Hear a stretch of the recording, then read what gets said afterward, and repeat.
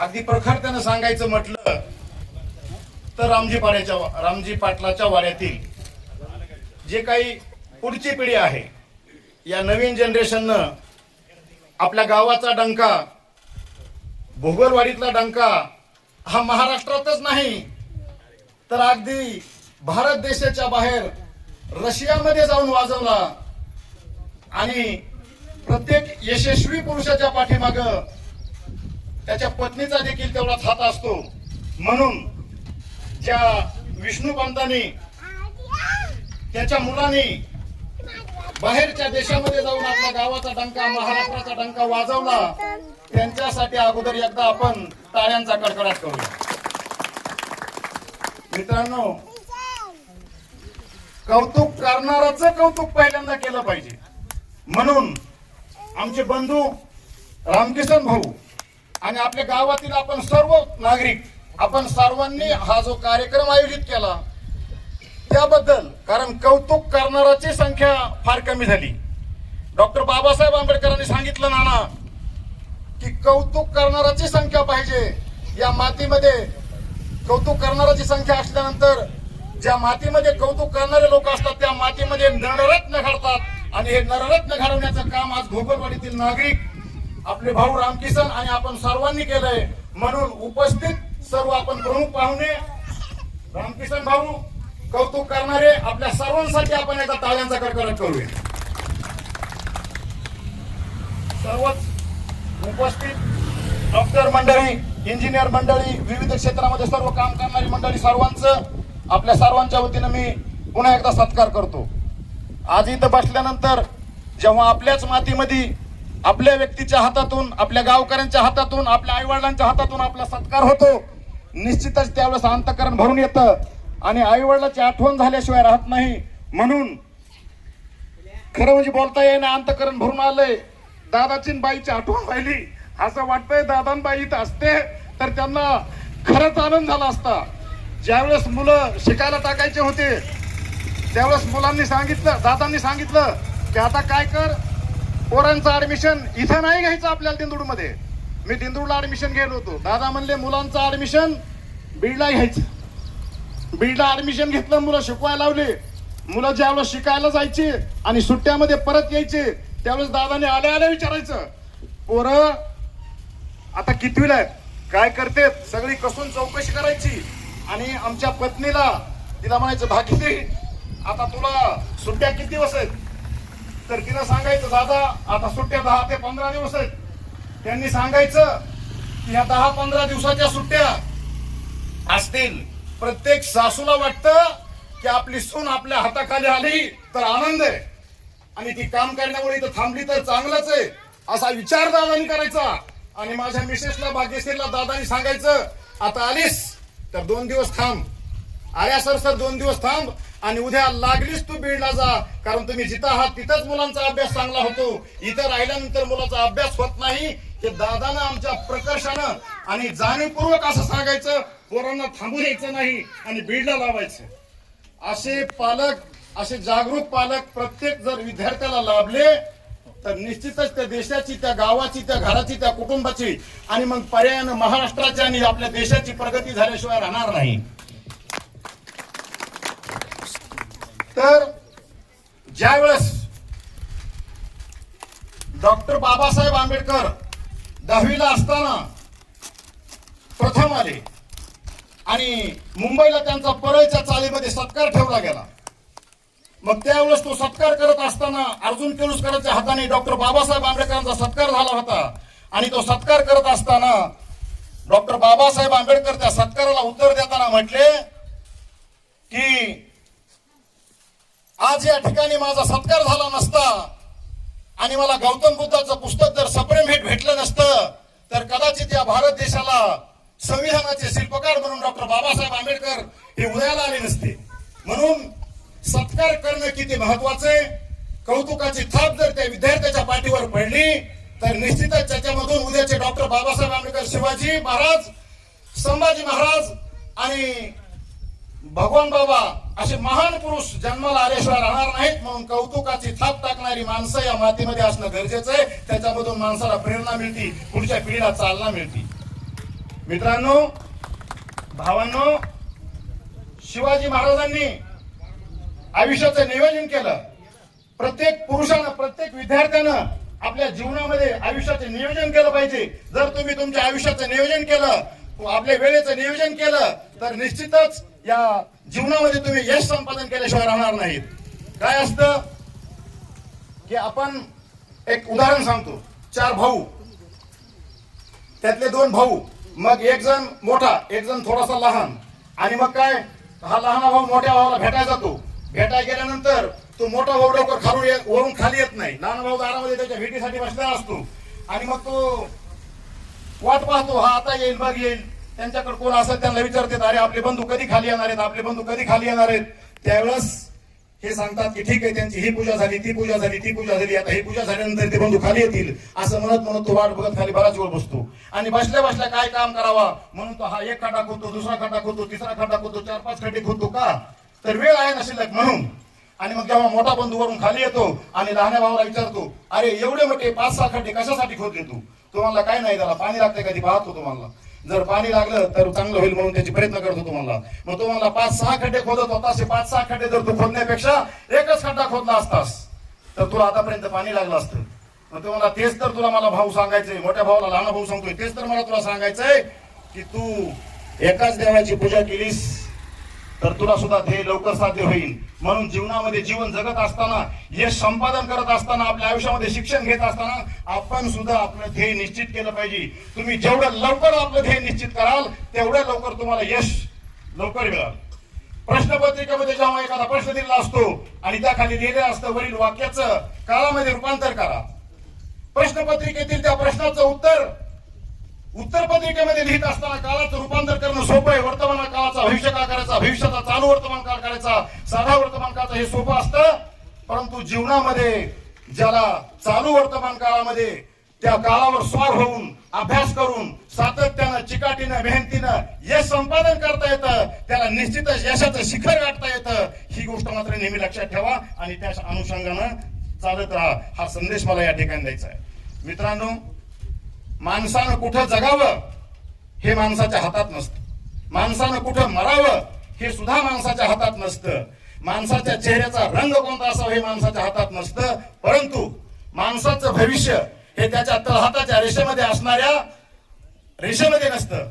माणसाचं भविष्य तळहाताच्या रेषेमध्ये नसतं, तर माणसाचं भविष्य तळहाताच्या पाठीमागे असणाऱ्या पिळदार मनगटात सामावलेलं असतं. हा संदेश आपण या ठिकाणी आज घरी जाताना घेऊन जायचा आहे. त्याच्यावर विसंबून राहायचं नाही. ध्येय साध्य करायचं, चिकाटी, मेहनत. जोपर्यंत तुमच्या अंगामध्ये, रक्तामध्ये चिकाटी आहे, मेहनत आहे, तोपर्यंत तुम्हाला यश मिळाल्याशिवाय राहणार नाही. त्याच्यामध्ये अजिबात कुठल्याही प्रकारचं ढिला पडायचं नाही. सतत आई वडिलांच्या कष्टाची जाणीव ठेवली पाहिजे. विठोबाने काय केलं, विठ्ठल पंतांनी काय केलं, आपल्या मुलाचं नाव निवृत्ती ठेवलं. निवृत्ती का ठेवलं निवृत्ती नाव, याचा आपण विचार केला पाहिजे. जर तुम्ही वाईटामधून निवृत्ती घेतली पाहिजे, वाईट गुणांची संगत नाही केली पाहिजे, दारू, व्यसन, बिडी, गांजा असे व्यसन आपण नाही केले पाहिजे, त्याच्यापासून आपण दूर राहिलं पाहिजे. आणि मग त्याच्यातून तुम्ही जर निवृत्त झालात, चांगल्या मार्गाने चाललात, तर त्याला तुम्ही सोपान मार्ग असं म्हटलं जातं. म्हणून त्यांनी दुसऱ्या मुलाचं नाव सोपान ठेवलं, पहिल्याचं नाव निवृत्ती ठेवलं. नाव ठेवताना सुद्धा माणसाने विचार केला पाहिजे की आपण काय करायला लागलो. आपल्या मुलाचे नाव आपण सात्विक ठेवले पाहिजे. पहिल्या मुलाचं नाव निवृत्ती ठेवलं, दुसऱ्या मुलाचं नाव सोपान ठेवलं. पहिल्याला सांगितलं की वाईट मार्गाचा अवलंब करायचा नाही, चांगल्या मार्गाने चालायचं, सोपान मार्गाने चालायचं, म्हणून दुसऱ्याचं नाव सोपान ठेवलं. आणि जर तुम्ही वाईट व्यसनातून निवृत्त झालात, चांगल्या मार्गाने चालायला लागलात, तर तुम्हाला सोपान मार्ग मिळेल. निवृत्ती झाला, सोपान झाला, आणि या 2 गोष्टी साध्य झाल्या तर तुम्हाला ज्ञान मिळाल्याशिवाय राहत नाही. म्हणून तिसऱ्या मुलाचं नाव ज्ञानेश्वर ठेवलं. याच्या पाठीमागची भूमिका नाव ठेवताना सुद्धा, आणि त्याप्रमाणे मुलांनी सुद्धा अनुकरण केलं पाहिजे, आपल्या नावाप्रमाणे वागलं पाहिजे. आता तुम्ही वाईट व्यसनातून निवृत्त झालात, चांगल्या मार्गाने चालायला लागलात, सोपान मार्गाने चालायला लागलात, सोपान देव झाला, चांगला मार्ग झाला, वाईट मार्गातून मुक्ती झाली, ज्ञान मिळालं, ज्ञानेश्वर झाला. आणि हे सगळे मिळाल्याशिवाय तुम्हाला मुक्ती मिळाल्याशिवाय राहत नाही. म्हणून लहान्या मुलीचं नाव त्यांनी मुक्ताबाई ठेवलं. निवृत्ती, सोपान, ज्ञानेश्वर आणि मुक्ताबाई असं आपापल्या मुलाचं त्यांनी नामकरण केलं. एक कुटुंब असतं आणि त्या कुटुंबामध्ये एक मुलगा असतो आणि तो मुलगा गुन्हेगारी प्रवृत्तीचा असतो. दारू पिणार, वाईट वागणार, लोकांना त्रास देणार. मग वडिलांनी ठरवलं आता याला कसं समजून सांगावं. आई वडिलांनी भरपूर प्रयत्न केले, त्याला भरपूर समजून सांगायचा प्रयत्न केला, पण तो ऐकत नव्हता. त्याने जेवढे गुन्हे केले तेवढे गुन्हे केले. म्हणून त्यांनी प्रत्येक गुन्हा केला की घरामध्ये प्रत्येक वेळेस एक एक खिळा एका एका भिंतीला ठोकला आणि पूर्ण भिंत अशी त्यांची खिळ्यानं रंगून गेली. आणि मग मुलगा म्हणला, बाबा असं का करायला लागला? वडील म्हणले, अरे तू एवढा गुन्हेगारी वरतीचा झाला, तुला सांगून समजत नाही, तुला हाताबाया पडून सांगितलं तरी तुला कळत नाही, तू प्रत्येक वेळेस गुन्हे करत राहतो. म्हणून तू जेवढे गुन्हे केले तेवढे खिळे मी माझ्या भिंतीला ठोकले. आणि मग एक दिवशी त्या मुलाला त्या गोष्टीचा कंटाळा आणि तो मुलगा म्हणला, आता काय करूया, मी गुन्हे करणार नाही, तुम्ही खिळे काढून टाका. ते म्हणजे असे काढणार नाही, तू एक एक काम चांगलं करत चल, तू जेव्हा एक एक काम चांगलं करत चलशील ना त्यावेळेस मी हा एक एक खिळा भिंतीचा काढून टाकेन. आणि मग निश्चितच त्या मुलाने एक एक एक चांगलं कार्य करायला चालू केलं. प्रत्येक गावात कुणाचं भांडण असेल ते वादविवाद सोडवणं, चांगल्या कार्याला मदत करणं, सत्कार्य करणं. आणि असं जेव्हा मुलानं प्रत्येक काम करत गेला तेव्हा मग त्या वडिलांनी सगळे ठोकलेले खिळे भिंतीचे काढून टाकले. असं प्रत्येक विद्यार्थ्यानं चांगल्या गोष्टीचं अनुकरण केलं पाहिजे. जीवन जगत असताना प्रभुरामचंद्रासारखी नीतिमत्ता ठेवली पाहिजे, प्रभुरामचंद्रासारखं वर्तन ठेवलं पाहिजे. आणि व्यवहार करत असताना कृष्णाची नीती अवलंबली पाहिजे. कारण तुम्ही जर कृष्ण नीती अवलंबली तर जीवनामध्ये यश मिळाल्याशिवाय राहणार नाही. मित्रांनो, आपला फार वेळ घ्यायचा नाही, आपण अभ्यास करा, चांगल्या मार्गाने चाला. एक गोष्ट अजून जरूर सांगतो, माणसानं जीवनामध्ये व्यक्त झालं पाहिजे. व्यक्त होण्याचं महत्व थोडक्यात सांगतो. एक कुटुंब असतं, त्या कुटुंबामध्ये कुणी कोणाला बोलत नसतं. पोपटराव नाव एक आपण उदाहरण घेऊया. त्या घरातल्या मेन प्रमुख पालकाचं, त्या घरातल्या महान व्यक्तीचं, मोठ्या माणसाचं नाव समजा एक पोपटराव आहे. ग्रहिता कोणालाही बोलत नाही, चर्चा करत नाही. आलं की गुंग, ऑफिस मध्ये चांगलं बोलायचं, वागायचं, बाहेर सर्वांशी हसून खेळून राहायचं. आणि घरामध्ये आलं की कोणीच कोणाशी बोलायचं नाही, आबोला धरायचा. मग भावकीत असू द्या, गावात असू द्या, स्टेजवर असू द्या, अजून कुठं असू द्या, एकमेकाशी माणसानं व्यक्त झालं पाहिजे. मग हा व्यक्ती जेव्हा एके दिवशी ऑफिस मध्ये गेला आणि लहान मुलगी गेली आणि त्या लहान्या मुलीनं त्यांना एक प्रेमाचा धागा त्या व्यक्तीच्या हातामध्ये बांधला. आणि त्याने विचारलं की बाई पिलू, तू हा प्रेमाचा धागा काय माझ्या हातामध्ये काय बांधले? तिने सांगितलं की हा प्रेमाचा धागा मी तुमच्या हातामध्ये बांधते आणि एक धागा तुम्हाला सोबत बरोबर देते.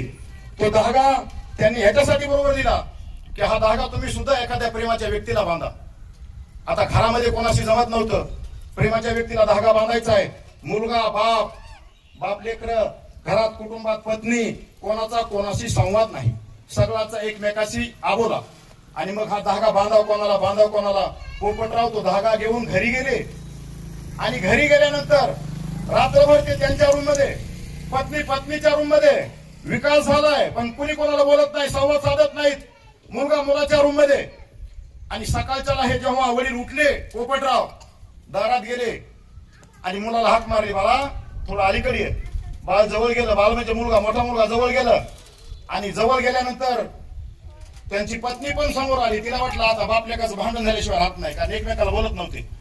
आणि मग त्यांनी मुलाला हाक मारली, हात धरला. संवाद साधायचं कौशल्य नव्हतं, बोलायचं कसं हे त्यांना भान नव्हतं. आणि पत्नीला वाटलं आता संघर्ष झाल्याशिवाय राहत नाही, म्हणून तिने काय केलं, दोघांच्या मध्ये आली. यांनी काय केलं नाही, मुलाचा हात धरला आणि तो प्रेमाचा धागा जो दिला त्या मुलीनं ते आपल्या मुलाच्या हातात बांधला. आणि त्यावेळेस त्या मुलानं सांगितलं, बाबा बरं झालं माझ्या हातामध्ये तुम्ही आज हा धागा बांधला, प्रेमाचा धागा बांधला. मुलाचे डोळे सुजलेले होते, डोळे असे लाल झालेले होते, रात्रभर झोप नव्हती. का? संवाद नव्हता, कोणी कोणाशी बोलत नव्हतं, घरातलं वातावरण तंग होतं.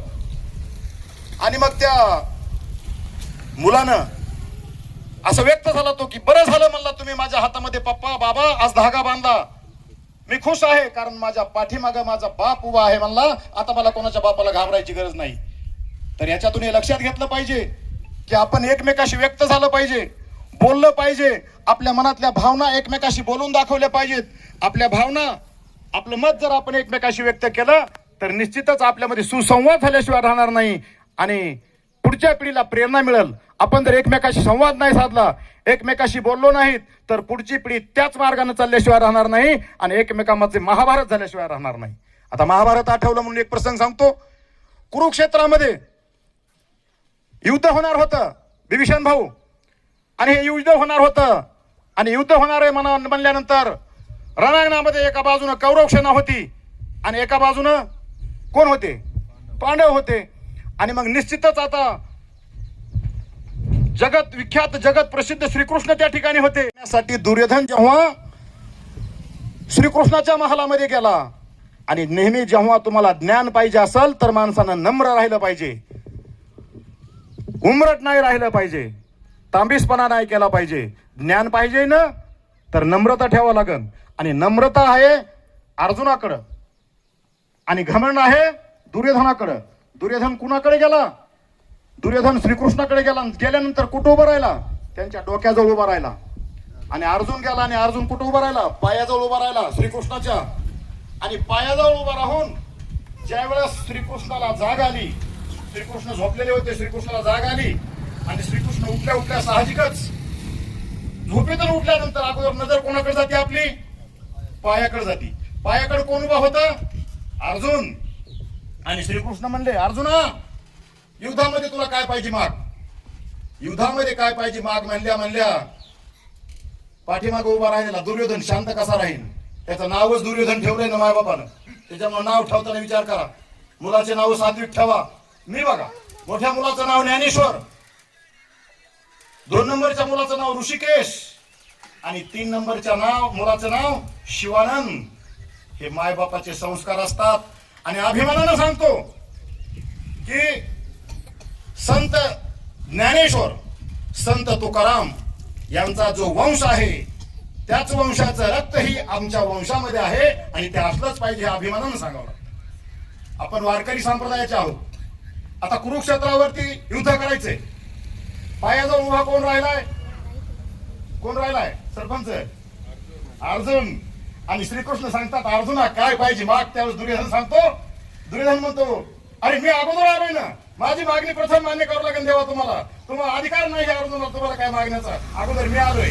आणि त्यानंतर सुद्धा अर्जुन शांत राहतो. आणि अर्जुन सांगतो, हरकत नाही, तुम्ही अगोदर आलात ना, तुमची मागणी अगोदर, चला आम्ही नंतर, काय हरकत नाही, माघार घ्यायला शिका, काय होत नाही माघार घेतल्यानं. आणि मग दुर्योधनानं सांगितलं, अर्जुनानं श्रीकृष्णाला सांगितलं किंवा काय पाहिजे मग. त्यावेळेस दुर्योधन म्हणाला, मला तुम्ही नकोय, कारण यांनी शपथ वाहिली की मी जरी युद्धाला आलो तरी न धरी शस्त्र मी हाती.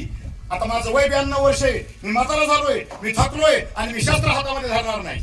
आणि जर तू शस्त्र हातात धरणार नाहीस, तुला युद्ध करायचं नाही, तर मला सुद्धा तुझी आवश्यकता नाही, असं दुर्योधनानं सांगितलं. आणि त्यांची नारायणी सेना, त्या सेनेची मागणी दुर्योधनानं केली.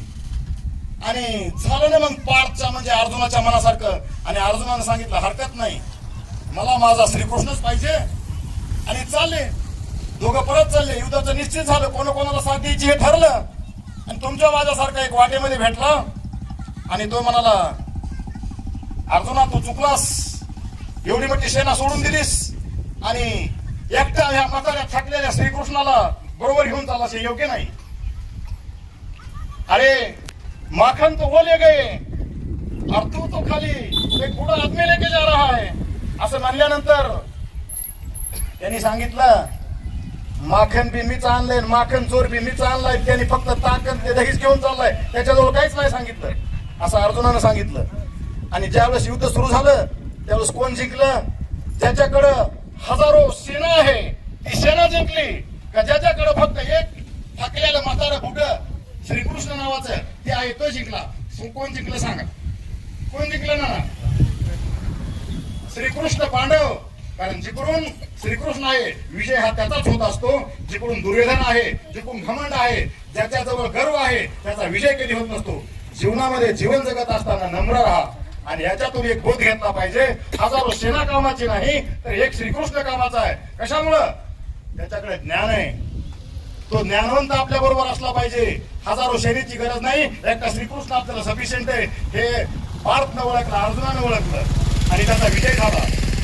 म्हणून जीवनामध्ये हे नेहमी लक्षात ठेवा की आपल्या बरोबर नम्रता असली पाहिजे, आपल्या बरोबर चांगल्याची साथ असली पाहिजे, परमार्थाची साथ असली पाहिजे, भगवंताची साथ असली पाहिजे. तात्या पूर्वरामचंद्रानं वनवास भोगला, काही वनवासाला पाठवलं. काय बोलले परशुरामचंद्र की ही सुद्धा माझी आई. कारण तिकडे जंगलामध्ये जे स्तोम माजलंय, राक्षसाने अन्याय करायला चालू केलंय आणि हा राक्षसांचा अन्याय ते समूळ नाहीसा करायचा असेल तर वनवासाला परशुरामचंद्राने जाण्याची आवश्यकता होती. म्हणून त्यांनी कैकेयीच्या आदेशाचं आनंदाने स्वागत केलं. कैकेयीवर नाराज नाही झाले, सावत्र आई म्हणून नाराज नाही झाले. सावत्र असल, चुलत असल, त्याला सक्का भाऊ नसल, त्याला आपलं समजा, आपलं माना, आपलं म्हणून चला. हा कार्यक्रम कौटुंबिक असल्यामुळे हे बोलतोय. घरामध्ये आपल्या रामायण करा, आपल्या घरामध्ये महाभारत कधी होऊ देऊ नका, त्याच्यासाठी नम्रता ठेवा. हा संदेश या ठिकाणी देणं गरजेचं आहे. आदमी ना पद से बड़ा होता है, आदमी ना कद से बड़ा होता है, जो सबके मुसीबत में खड़ा होता है वही आदमी सबसे बड़ा होता है. आज समाजामध्ये नवीन पिढी तयार करण्यासाठी, देशाला घडवण्यासाठी, देशाचा विकास साधण्यासाठी आपल्याला नवीन पिढी घडवणं महत्वाचं आहे. आणि ही पिढी घडवण्यासाठी, चांगले मुलं तयार होण्यासाठी आपल्या कुटुंबातून जर आपल्याला वाटत असेल की आपले मुलं घडले पाहिजेत, तर अगोदर आपल्याला सुद्धा काही गोष्टीचं बंधन लावून घेणे गरजेचे आहे. तुम्हाला जर वाटत असेल की आपल्या पोटी तुकोबा जन्माला आले पाहिजेत, तुम्हाला वाटत असेल की आपल्या पोटी छत्रपती शिवाजी महाराज जन्माला आले पाहिजेत, तर प्रथम तुम्हाला रुक्माई व्हावं लागेल, गोरोबा व्हावं लागेल, तुम्हाला शहाजी राजा व्हावं लागेल, तुम्हाला मा जिजाऊ व्हावं लागेल. आपल्यामध्ये पण आपण सुधारणा केला पाहिजेत. आपण नुसतं मुलाला म्हणायचं बघ तू कलेक्टर झाला पाहिजेस आणि आपण बिडीचा दूर फुकायचा. जमन असं त्याला म्हणायचं एवढी बिडी पिटून आण. बिडी पिटून आणता चार झुरके मारणार नाही. ते मी सुद्धा मारले होते ज्यावेळेस माझे आजोबा आले होते. आजोबाचा गुन्हा सांगायचा नाही, पण काय होतं हे नम्रपणे स्वीकारलं पाहिजे. मला माझे आजोबा बिडी पित होते, मला म्हणले त्यांची वाईट गोष्ट मला या ठिकाणी सांगायची नाही, पण मला म्हणले एवढी बिडी पिटून आणलं. बिडी पिटून आणता चार झुरके मारले. कसं होतंय कळलं तर पाहिजे ना. त्याच्यामुळं संगत चांगल्याची धरा. म्हणून मी नेहमी सांगत असतो, सत्संग में विना कुछ किए उन्नति होती है और कुसंग में विना कुछ किए पतन होता है. चांगल्याची संगत धरली, चांगल्याच्या संगतीत राहिलात तर जीवनामध्ये यश संपादन केल्याशिवाय राहणार नाहीत. यशाची माळ ही तुमच्या गळ्यामध्ये पडल्याशिवाय राहणार नाही. म्हणून चिकाटी, कमिटमेंट, जीवनामध्ये माणसानं कमिटमेंट केली पाहिजे की मला काय घडायचंय याचा निर्णय अगोदर घेतला पाहिजे. चुकलं तर हरकत नाही. चुकल तुमचं, एकदा चुकल, दोनदा चुकल, तीनदा चुकल, पण चुकल्याशिवाय तुम्ही शिकणार नाहीत. म्हणून निर्णय घेतला पाहिजे. मोठं होतं कोण? प्रगती होती कोणाची? जे निर्णय घेतात ते, जे चुकतात ते चुकलंच पाहिजे. माणसानं व्यक्त झालंच पाहिजे, बोलच पाहिजे. आपले माणसं जे रुचल ते घ्या, जे नाही रुचल ते सोडून द्या. आपलेच ना आपण, आपल्या माणसाला आपणच सांभाळलं पाहिजे, आपल्या माणसाला आपणच मोठं केलं पाहिजे. आणि हे करण्यासाठी आपल्या गावची मातीच त्यासाठी लागते. आपल्या माणसामध्ये आपण जसं दिल खुलास आणि चांगल्या प्रकारे बोलतो तसं बाहेर थोडस दडपण येतं, कारण ते परके असतात. आणि आपलेपणाची जाणीव, आपलेपणाचं काय असतं हे सगळं आपण आपल्याच माणसामध्ये शिकलं पाहिजे. कारण हे प्रेम, आपल्या मातीमध्ये आपला सत्कार होतोय हे पाहताना अंतकरण भरून येतं. आणि मग या ठिकाणी संत तुकाराम महाराजांचा अभंग आठवतो. आपुलिया हिता जो असे जागता धन्य माता पिता तयाची. नाना पुढचं सांगितलं तात्यात बरं होईल. आपुलिया हिता जो असे जागता धन्य माता पिता तयाची. कुळी कन्या पुत्र होती जे सात्विक तयाचा हरिक वाटे देवा. गीता भागवत अखंड श्रवण, गीता भागवत करीती जे श्रवण अखंड चिंतन विठोबाचे. हा संत तुकाराम महाराजांचा अभंग आपल्याला आठवला पाहिजे आणि त्याप्रमाणे आपण राहिलं पाहिजे. जीवनामध्ये ध्येय निश्चित करा, दिशा निश्चित करा, चांगल्या मार्गाने चाला, वाईटाची संगत करू नका, एकमेकाबरोबर चांगल्या प्रमाणे राहा. आपल्या झालेल्या चुका मोठ्या मनानं कबूल करा आणि नम्र वागायला शिका. निश्चित जीवनामध्ये प्रगती झाल्याशिवाय राहणार नाही. एवढं बोलतो आणि बोलण्यासारखं भरपूर आहे, पण ऊन लागायला तुम्हाला, मी सावलीला आहे, त्याला फार काही वेळ घेतो आपला महत्वाचं नाही. म्हणून सर्व महामातांना, सर्व महापुरुषांना एकदा विनम्र अभिवादन करतो. बोलायची खूप इच्छा आहे, कारण गाव आपले, माणसं आपले, कुठंतरी व्यक्त झालं पाहिजे. नेहमी स्टेजचा आपला संबंध येत नसतो. आणि खरं सांगतो, माणसानं सत्संग ठेवला पाहिजे. सत्संग फार महत्वाचा आहे. जीवनामध्ये संधी येते, पोरांना तुमच्यासाठी सांगतो, संधी जीवनामध्ये एकदा येते, दोनदा येते, तीनदा येते, आपल्या दारावर येते, खटखट वाजवते. दार उघडा आणि संधीला आत घ्या, कारण संधीला आत जर तुम्ही नाही घेतलं, संधी एकदा येईल, संधी दोनदा येईल, संधी तीनदा येईल, चारदा आणि पाचदा यायला संधी रिकामी नाही. संधी पुन्हा येत नसती. त्या आलेल्या संधीचं सोनं करायला शिका. पालकांनी काही बंधनं पाळा. आपल्या मुलाची ऍबिलिटी काय, त्याची पात्रता काय, त्याला झेपतंय काय, त्याने काय केलं पाहिजे जीवनामध्ये, त्याला वळण लावायचं. पुन्हा म्हणायचं माझा मुलगा बिघडला, तुमचा मुलगा बिघडत नाही तर काय होईल, त्याला लहानपणापासून कधी वळण लावलंच नाही. त्याला वळण लावा, त्याला नको म्हणायला काही शिका, प्रत्येक गोष्टीचा त्याचा हट्ट पुरवू नका, काही गोष्टी नाही म्हणायला शिका. रात्री एक माझ्याकडे पेशंट आलं होतं, त्याचा नंबर लागलाय कुठं, गडीला म्हणजे नवोदयला, आणि आई वडील फोर्स करते तू शिकायला तिथं जा. त्यांनी काय केलं, त्या मुलीनं 12-13 वर्षाची मुलगी शिकायला जायचं नाही, करमत नाही, 2-3 दिवस राहून आली, आजारी पडली, आणि आई वडिलाचा राग आला, शिकायला जा म्हणते म्हणून तिनं ते रिन पावडर असतं ना याला कपडे धुयचं ते थोडंसं असं पाहिलं, जिभेवर ठेवलं, चौकशी ती पाहिली आणि थुंकून टाकलं. आणि मग घरामध्ये त्यांच्या कलह निर्माण झाला. पुन्हा परत बाप त्याच्यावर चप्पल घेऊन त्या लेकरावर मुलीवर, सांग काय झालं, का तू विष घेतलं. अरे थोडं प्रेमानं घ्या, सौम्यतेनं घ्या, कडक भाषा सोडून द्या, दुर्योधनासारखं वागू नका, अर्जुनासारखं वागा, नम्र राहायला शिका. जीवनामध्ये प्रगती झाल्याशिवाय राहणार नाही. हे नुसतं पाहायचं सोडून द्यायचं, रामायणामध्ये ऐकायचं सोडून द्यायचं, महाभारत पाहायचं ऐकायचं सोडून द्यायचं, त्याचं अनुकरण करायला शिकलं पाहिजे आपण, त्याचं अनुकरण केलं पाहिजे. ह्या गोष्टी फार जीवनामध्ये महत्वाच्या असतात. तर बोलण्यासारखं भरपूर आहे, बोलणारे भरपूर आहेत, पण वेळेचं आणि कालाचं बंधन ठेवतो. आणि मित्रांनो, जीवनामध्ये अपयश आलं म्हणून खचून जायचं नाही, मिळालं नाही यश म्हणून खचून जायचं नाही, अपयश आलं म्हणून खचून जायचं नाही, आणि विष प्यायचं नाही, विषाला जवळ करायचं नाही. त्याच्यासाठी एक मन आहे, मिळालं नाही यश म्हणून विष प्यायचं नसतं, तर अभ्यास करून अमृताला जवळ करायचं असतं, अशी एक मन आहे. ज्ञान हे सूर्यासारखं तेजस्वी आहे, ज्ञान हे आकाशासारखं उतुंग आहे, चंद्रासारखं शीतल आहे, आणि समुद्रासारखं अथंग आहे. म्हणून ज्ञानाला जवळ करा, ज्ञान संपादन करा, जीवनामध्ये खूप प्रगती करा, आई वडिलांना सांभाळा, आई वडिलांशी प्रेमानं वागा, बोला, आपल्यामध्ये सुद्धा सुसंवाद ठेवा. तो नाही बोलला म्हणजे मी नाही बोलणार अशी भावना ठेवू नका, त्याच्यानं काही होणार नाही. प्रगती साधायची असेल तर संवाद फार महत्वाचा आहे. जीवनामध्ये काही साध्य करायचं असेल तर सुसंवाद फार महत्वाचा आहे. माणसानं व्यक्त झालं पाहिजे. एवढं बोलतो, मुलांना खूप खूप शुभेच्छा देतो. याच मुलामधून उद्याचे शास्त्रज्ञ घडले पाहिजेत, याच मुलामधून उद्याचे IAS IPS होतील अशी अपेक्षा व्यक्त करतो. आज जे लहान आहेत त्यांना आशीर्वाद देतो, मोठ्यांना शुभेच्छा देतो. काही चुकलं असेल तर क्षमा करा, माणूस आपलाच आहे याची जाणीव ठेवतो. तुम्ही सुद्धा ठेवा, आणि जे चांगलं आहे ते घ्या, आणि जे रुचत नाही ते सोडून द्या. आई वडिलांचं स्मरण करतो, कारण ज्यांनी मोठं केलं त्यांना कधी विसरायचं नाही, लक्षात ठेवा.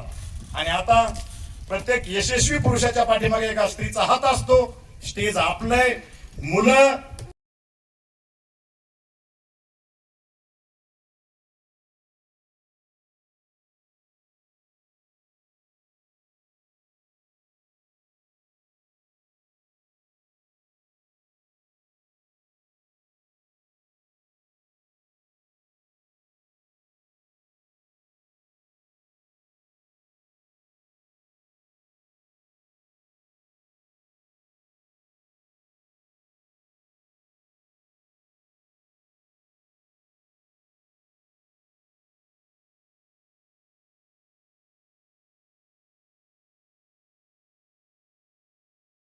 तिन्ही डॉक्टर आणि आपले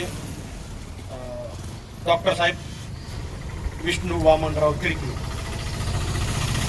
जे आपल्या वामनदादाने आपल्या वाऱ्याचे म्हणालो, माझ्या मते वाऱ्याचे प्रेरणास्थान आहे. माझे तर खूपच प्रेरणास्थान आहे. तर आता हे आमचे नवीन तिन्ही मुलं डॉक्टर झाले, माझ्या मते डॉक्टरच झाले, आणि तुम्ही सगळे इथं उपस्थित राहिलात त्याच्याबद्दल मी तुमचा खूप खूप खूप मनापासून आभारी. सर्व त्याच्या सगळे आहे. आणि हा कार्यक्रम इथं ठेवण्यामागचं काय मानसिकता ही तुम्हाला एक मिनिट सांगतो. हा कार्यक्रम मंदिरावरच घ्यायचा होता, पण मी आमच्या सगळ्या ज्येष्ठ लोकांनी चर्चा केली 2 दिवस. त्यांनी मला सांगितलं की आपला कार्यक्रम थोडा छोटा खाली ठेव, दीपावळीला आपल्याला एक मोठासा कार्यक्रम आपल्या लक्ष्मी देवीच्या मंदिरावर घ्यायचा आहे. आणि आपले जे सर्व, म्हणजे आपलेच म्हणून नाही, आपल्या भोगलवाडीतले जे सर्व कर्मचारी, तुम्ही दाना म्हणलात त्या हिशोबाने सर्व जे कर्मचारी ते जे आपल्याला आमंत्रित निमंत्रित सर्वांना करायचे आणि जे इथं जमतील त्यांचा सगळ्याचा सत्कार आपल्या भोगनवाडीच्या ग्रामस्थच्या मार्फत आपल्याला घ्यायचा आहे. त्या कारणास्तव मी हा सत्काराचा कार्यक्रम सगळ्याला विचारून डॉक्टर साहेबांनी विचारलं, सरनी विचारलं, मला सरनी सांगितलं आपला कार्यक्रम मोठा होणार आहे, आपण घेणार आहे. सगळ्यांसोबत चर्चा केलेली आपण कार्यक्रम इथं घेऊ. मंदिरावर आपण दीपावलीच्या वेळेस मोठा कार्यक्रम घेणार आहे. तुम्ही म्हणला तसं ना, गावातल्या सर्व गुण गावातल्या सर्व गुणवानाचा सत्कार करायचा म्हणले मला सरनी काल सांगितलं. मग ठीक आहे म्हणलं मी कार्यक्रमाचं इथं कार्यक्रम तिथे ठेवू. सगळेच घेऊन आपण काय. आणि शाळेचं जे म्हणलात तुम्ही नाना, ती शाळेबद्दल उद्या शालेय समितीची निवड आहे असं मला म्हणजे काल परवा समजलं. तर त्याच्याबद्दल माझी इच्छा आहे की तुम्ही एकदा जर बसून सगळ्यांनी एका गोरगरीबाला ते कारभार दिल्यानंतर ते सांगितलं की तू हे कार्यक्रम व्यवस्थित हँडल कर बिनविरोध मध्ये, तर सगळ्यांनी बसून पण सामान्य माणसाला द्या एवढी विनंती.